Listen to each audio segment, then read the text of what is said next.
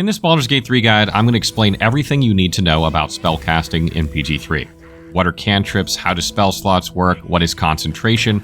How do you prepare spells? These are some of the things we'll cover in this video. If you've been struggling with your spellcaster or you need a refresher on how these things work, watch on for some helpful information. There are many facets to spellcasting in BG3, and there's a lot that goes into how each spellcaster works since they are all a little different. However, they do have many things they share in common, and in this guide we'll go through what those things are and just how they work. First, let's take a look at which classes can cast spells in Baldur's Gate 3. Many classes in BG3 can cast spells, but some can cast more spells than others and higher level spells as well, so let's get into which they are. Spellcasters that can reach level 6 spells in BG3 are sometimes referred to as full casters, and there are a total of 6 classes that can do this. These are Bard, Cleric, Druid, Sorcerer, Warlock, and Wizard. You'll notice that there is an asterisk next to Warlock, and this is for 2 reasons. First, their spell slots technically only go up to level 5, but they can learn one level 6 spell at Warlock level 11. And second, they have far fewer spell slots than all other full casters, and their spell slots operate a bit differently, which I'll get into later in this guide. This means half of BG3's classes are full casters, which is quite a few to say the least. However, there are also classes that can cast spells that cannot reach level 6 spells, and these are Paladin, Ranger, Eldritch Knight, and Arcane Trickster. Paladins and Rangers are sometimes referred to as half-casters, meaning they will gain half the spell slots and level of spells as that of a full caster. This means they will only reach level 3 spells instead of level 6. Eldritch Knights and Arcane Tricksters are sometimes referred to as 1/3 casters, since they will only reach level 2 spells and only gain 1/3 of the spells that full casters gain. This means a total of 10 classes of 12 can cast spells in BG3, which is quite a lot, and all the more reason to become familiar with how spellcasting works, and just about every party in BG3 will have 1, 2, or even 3 characters that can cast some spells. Each spellcaster in BG3, whether full, half, or 1/3, will use one ability to determine how likely it is to successfully cast their spells on a hostile target. These abilities are Charisma, Wisdom, or Intelligence, and each class that casts spells will use one of these abilities for this purpose, and they are as follows. Arcane Tricksters, Eldritch Knights, and Wizards use Intelligence, Bards, Paladins, Sorcerers, and Warlocks use Charisma, and Clerics, Druids, and Rangers use Wisdom.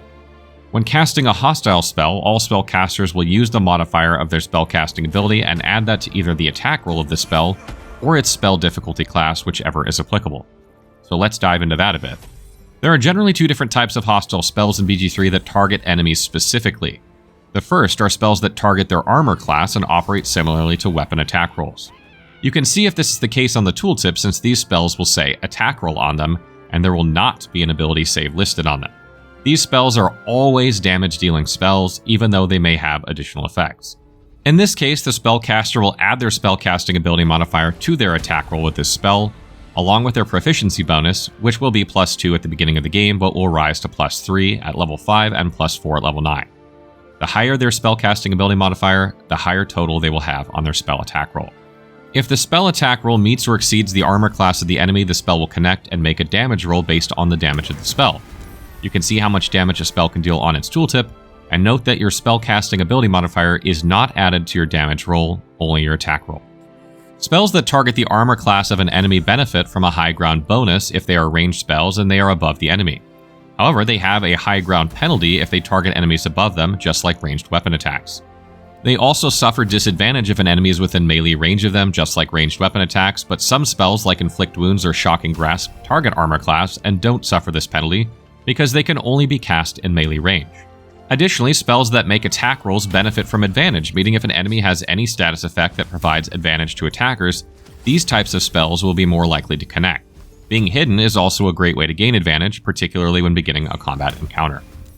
The other type of hostile spell in BG3 doesn't make any attack roll at all and does not target armor class. Instead, these spells target one of the 6 abilities, Strength, Dexterity, Constitution, Intelligence, Wisdom, or Charisma, and use what is called your spell difficulty class, or spell DC for short, to determine if they succeed or fail. Many of these types of spells don't deal any damage at all and provide some other negative effect, but many deal damage as well. A character's spell difficulty class is equal to 8 plus their spellcasting ability modifier plus their proficiency bonus. At level 1, the highest spell DC you can have is 13, since you can't have higher than +3 on your spellcasting ability modifier during character creation, and your proficiency bonus would be +2. When you target the ability of an enemy with a spell, that enemy makes what is called a saving throw. They roll the d20 or 20-sided die and add their ability modifier for that ability to their roll. If your spell DC is 13, then they need to reach a total of 13 or higher between their roll and their ability modifier in order to save against your spell. If they fail, then whatever the spell does will trigger and damage rolls are made if needed. If they succeed, they may take no damage or effect, or take half damage depending on the spell. Make sure to read the spell tooltip to find out which is the case.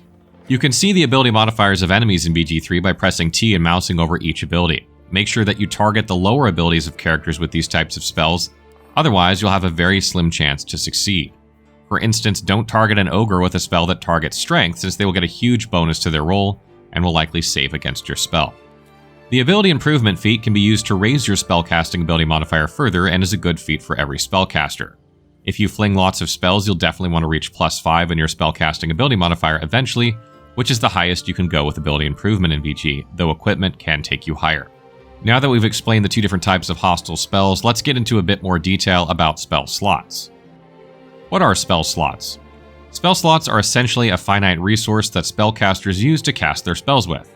These only replenish on long rest, so once you've used them all, you cannot cast any more level 1 or higher spells until you long rest. This means don't burn them all in one fight or be prepared to long rest often.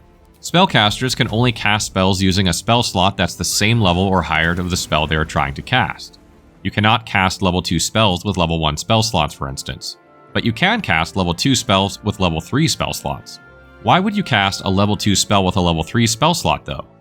Well, maybe you really need to cast that spell and you have no level 2 spell slots left, or maybe the spell will be upcast, improving its effect. Many lower level spells in BG3 can be cast using higher level spell slots, and a lot of these spells gain more damage, like Burning Hands, when doing so, or allow you to target more enemies with them, like Blindness. Pay attention to the tooltips of each spell so that you understand which can be upcast and which can't. This will help you make better decisions about which spells to cast with which spell slots. Warlock Spellslots operate a bit differently, as I mentioned before, and their spell slots will actually increase in level as they gain Warlock levels. This allows them to cast any spell they know with these spell slots, and lower level spells that can be upcast are always upcast when using them. However, they only have 2 spell slots at level 2 and 3 at level 11, which means they have to be way pickier about the spells they use in combat, since they won't be able to cast many before they run out of spell slots. It is not uncommon for Warlocks to use all their spell slots each combat. The upside, though, is that Warlock spell slots recharge on short rest compared to the long rest of all other spellcasters, so they gain them back in between combats much more easily.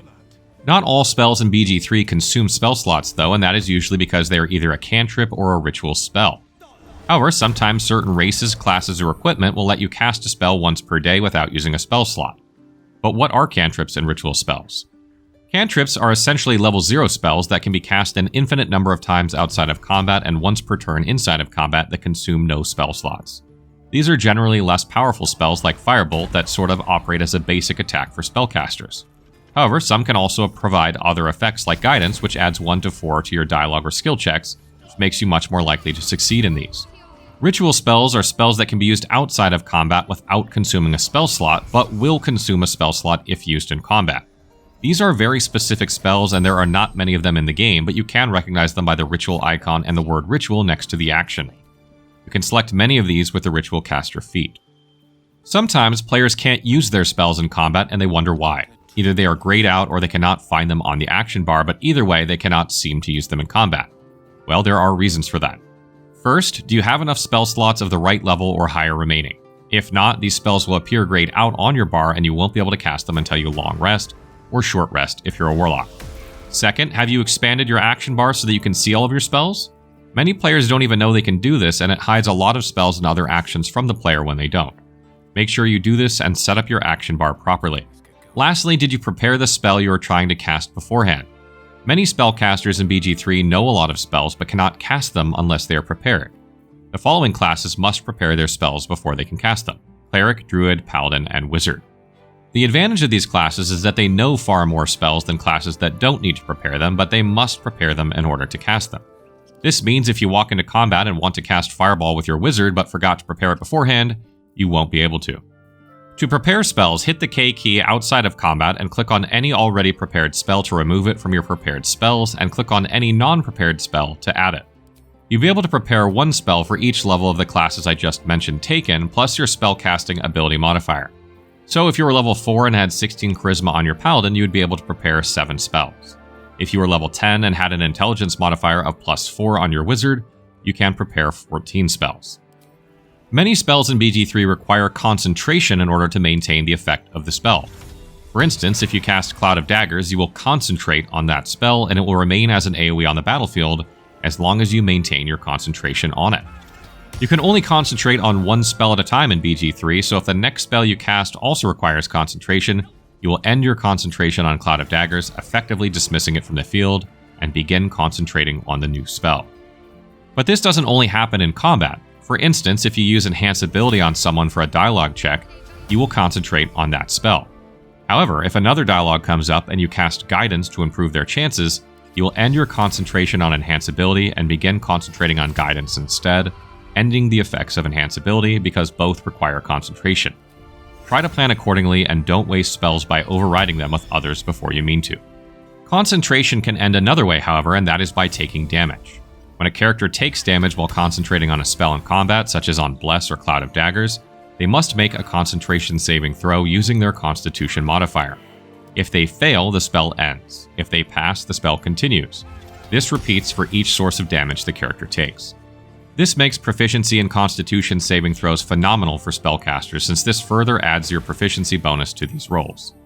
Sorcerers have this by default, as do fighters and barbarians, but you can also gain this proficiency with the Resilient feat. Note that the Warcaster feat provides you advantage when making concentration saving throws, allowing you to roll twice and use the higher of the 2 rolls, which is excellent for spellcasters who use a lot of spells that require concentration. And one last tip, you can end your concentration early if you want by clicking the X icon under your portrait. This lets you end hostile AoEs after a battle is nearly won or is already over, so that your party members don't accidentally walk into them.